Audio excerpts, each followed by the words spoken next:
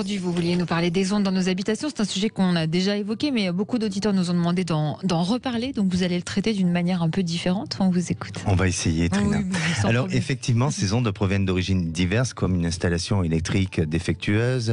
Ça provoque des ondes magnétiques nuisibles, et puis aussi les systèmes Wi-Fi, les Bluetooth. Vous avez aussi les problèmes de nature géobiologique, tels que des failles ou des cours d'eau, des polarités négatives.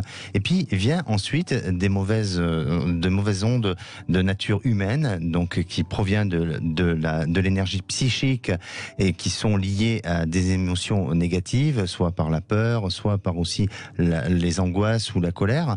Et puis il y a aussi les entités qui sont des énergies de nature vivante laissées par des défunts.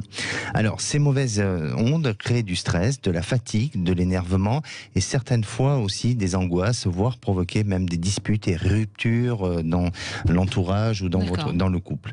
Alors il vous appartiendra d'enlever ces mauvaises ondes par la mise en place de moyens qui sont liés avec des appareils qui ont un rapport avec le son. Donc c'est pour ça que souvent je recommande de mettre de la musique avec des sons plutôt aigus pour casser les vibrations. Voilà, pour casser les vibrations.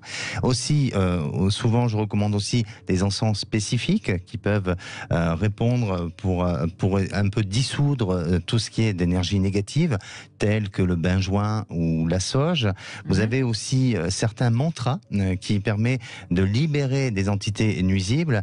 Et puis vous avez ce qu'on a parlé il n'y a pas très longtemps, les bols de cristal qui, eux, pareil, vont avoir un effet positif. Puis enfin, vous avez le magnétisme qui peut avoir un changement vibratoire pour redonner un lieu de vie plus équilibré et aussi plus serein.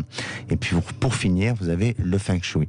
Mais une chose qui est importante pour éviter d'attirer toutes ces énergies négatives-là, c'est de bien avoir une maison en ordre et de aérer très souvent. D'accord. Et pour l'ordre, d'où le feng shui, je suppose. Ce qui est important, la disposition des meubles ou ce genre de choses. Oui, mais le feng shui n'a pas de rapport avec le désordre que vous pouvez mettre dans